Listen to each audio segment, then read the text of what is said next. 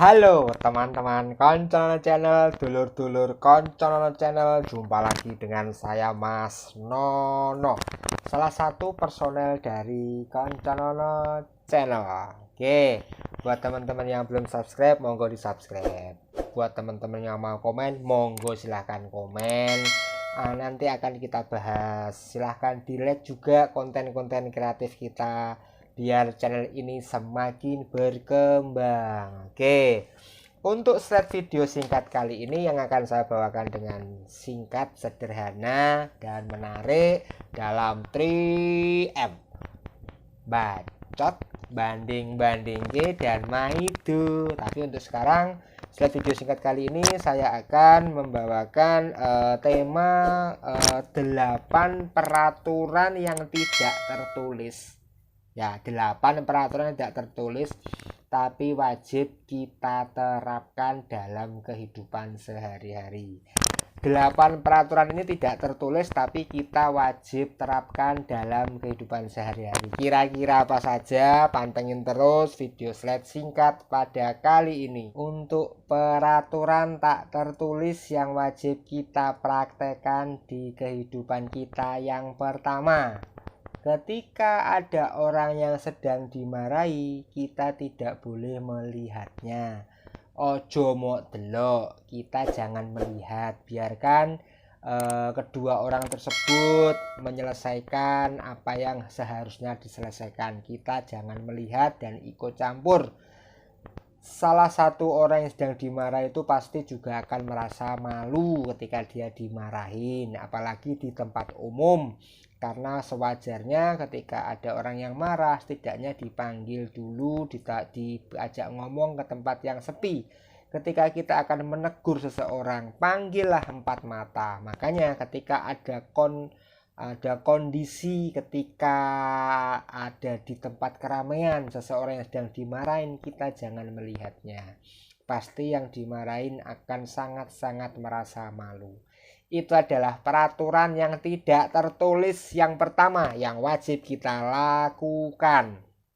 Oke, untuk yang kedua, peraturan yang kedua tidak tertulis yang wajib kita praktekkan dalam keseharian kita adalah jika seseorang tidak mendengarkan kita ketika kita sedang ngomong, lebih baik kita diam dulu. Entah mereka sedang main HP, entah mereka sedang memalingkan muka, lebih baik kita diam. Itu adalah wajib kita lakukan, karena ketika kita ngomong terus, kita semakin tidak dianggap. Jadi itu adalah peraturan yang kedua. Ketika kita ngajak ngomong seseorang, orang tersebut tidak memperhatikan kita, kita diam saja. Diam dulu sampai dia kembali memperhatikan kita. Nah, itu bisa dipraktekkan dan itu tidak tertulis tapi kita bisa mempraktekkan, karena ketika kita terocos omong itu nanti kita semakin tidak ada gunanya omongan kita, seperti itu. Oke, kemudian untuk peraturan tak tertulis yang ketiga yang wajib kita terapkan dalam kehidupan sehari-hari, ini sangat penting ini.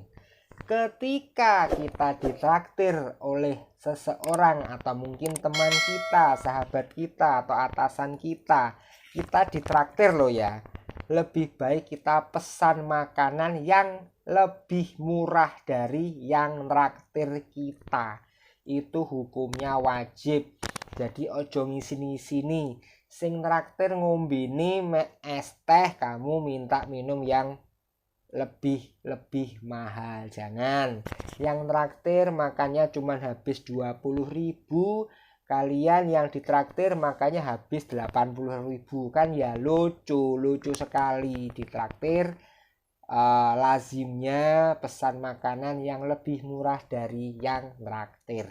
Itu adalah peraturan tak tertulis yang ketiga, tapi itu wajib dilaksanakan.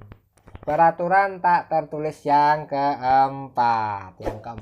Jadi gini, kalau kita meminjam barang ke teman kita lebih dari 3 kali, kita wajib untuk beli sendiri. Kenapa? Karena pasti bisa dikatakan kita benar-benar butuh barang tersebut. Jangan minjem terus. ndak baik, ndak etis. Makanya itu peraturan tak tertulis yang wajib kita perhatikan dan kita laksanakan. Itu yang keempat. Yang kelima, kita ngomong yang kelima.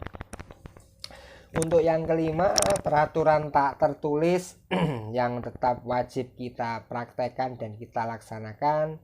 Jangan kita marah kepada orang yang sedang makan. Jangan kita marah kepada orang yang sedang makan. Kenapa? Karena kita nanti akan mempengaruhi nafsu dia untuk makan, akhirnya dia berhenti makan. Jangan sampai itu terjadi, karena juga kita tidak bisa ngerti juga apakah dia sedang lapar atau nahan lapar dan lain sebagainya. Karena ketika kita marah kepada orang yang sedang makan, pasti orang tersebut akan berhenti untuk makan, dan entah dia akan melanjutkan lagi, tapi rata-rata tidak dilanjutkan lagi karena akan sama-sama emosinya. Jadi jangan marah kepada orang yang sedang makan. Itu peraturan yang kelima. Untuk peraturan yang keenam, peraturan tak tertulis yang wajib kita praktekkan. Jadi ketika kalian akan pergi kemanapun, entah itu hanya pergi sebentar dengan teman, tapi orang tuamu melarang, lebih baik jangan pergi. Urungkan niatmu untuk pergi ketika memang orang tuamu melarang. Tapi yang kita lihat dalam masa sekarang, orang tua melarang tapi anak tetap pergi. Akhirnya ada sesuatu di jalan, terjadi sesuatu yang tidak diinginkan. Karena apa? Sekali lagi, ketika orang tua melarang kita untuk pergi, itu memang orang tua sedang bisa melihat ke depannya mungkin akan terjadi hal-hal yang tidak diinginkan. Jadi jangan pernah kita membantah ketika kita dilarang oleh orang tua kita untuk pergi. Itu peraturan yang ke-6. Oke, yang ke-7. Ini menarik, yang ke-7. Peraturan tak tertulis yang ke-7 yang wajib kita laksanakan. Oke, ketika kita bertamu ke rumah orang lain dan kita disuguhi makanan, disuguhi minuman, hendaknya kewajiban kita untuk tetap makan, mencicipi makan tersebut walaupun cuman sedikit. Itu peraturan tak tertulis yang wajib dilaksanakan. Kenapa kok itu harus dilaksanakan? Karena kita sudah menghormati tuan rumah yang sudah menghidangkan sajian kepada kita. Hendaknya meskipun kita kenyang sekalipun, kita sudah makan di luaran, kita tetap harus mencicipi makanan tersebut dan minum dari sesuatu yang disuguhkan oleh tuan rumah tersebut. Peraturan yang ke-7 menarik kan? Sekarang peraturan ke-8. Peraturan tak tertulis yang wajib kita laksanakan. Jangan pernah membuat lelucon kepada kekurangan orang. Jadi temanmu yang kekurangan fisiknya jangan dibuat bercandaan. Jangan pernah guyon, jangan pernah membuat kekurangan fisik seseorang untuk bahan candaan. Karena apa? Karena kita tidak akan pernah tahu perasaan mereka, pemikiran mereka, betapa mereka juga membenci kekurangan yang ada pada dirinya. Jadi itu jangan dibuat bahan bercandaan, jangan dibuat bahan lelucon. Karena kita sendiri tidak tahu kedepannya ketika itu bisa menjadi bahan candaan dan kita lakukan setiap harinya, tahu-tahu teman kita atau orang tersebut akan merasa depresi, merasa tersisihkan dan lain sebagainya. Jadi kita jangan pernah melakukan jangan pernah membuat kekurangan seorang untuk bahan candaan. Itu peraturan tak tertulis tapi wajib kita laksanakan. Yang terakhir tadi penting, peraturan tak tertulis yang ke-8 ini penting, wajib dilakukan. Jangan sampai kekurangan seorang kita buat bahan bercandaan. Mohon dicatat.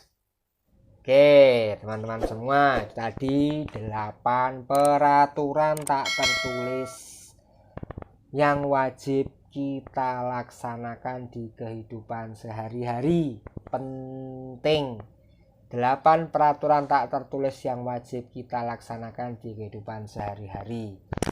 Memang kadang salah satu peraturan ini ada yang pro dan kontra, tapi ya itu bisa dimengerti juga. Namun ketika memang itu sudah menjadi salah satu bagian dari kehidupan sehari-hari yang wajib kita laksanakan. Jadi yang paling penting, kita hidup bersosial dengan masyarakat yang lain. Kita tidak bisa hidup sendiri. Jadi hendaknya kita selalu menomorsatukan kepentingan umum, kebersamaan. Jadi kondusivitas kita harus utamakan di masyarakat. Jangan sampai kita menjadi seseorang yang menjadi pemicu untuk konflik, pemicu untuk ketidakharmonisan salah satu kelompok karena kita tidak mengerti. Ya karena ada peraturan-peraturan tak tertulis yang bisa kita laksanakan di kehidupan, tapi kita tidak melaksanakannya karena kita tidak tahu. Jadi ini bisa dijadikan acuan kepada teman-teman semua agar bisa menjalani kehidupan lebih baik lagi dalam bermasyarakat. Oke, sampai jumpa lagi di konten-konten slide video singkat selanjutnya. Pantengin terus Konconono Channel karena akan memberikan inspirasi, memberikan sedikit ilmu yang mungkin bisa sangat bermanfaat untuk teman-teman semua. Jangan lupa tetap berbuat baik kepada sesama dan tetap menjadi manfaat bagi orang di sekitar kita. Tetap semangat dan sampai jumpa lagi.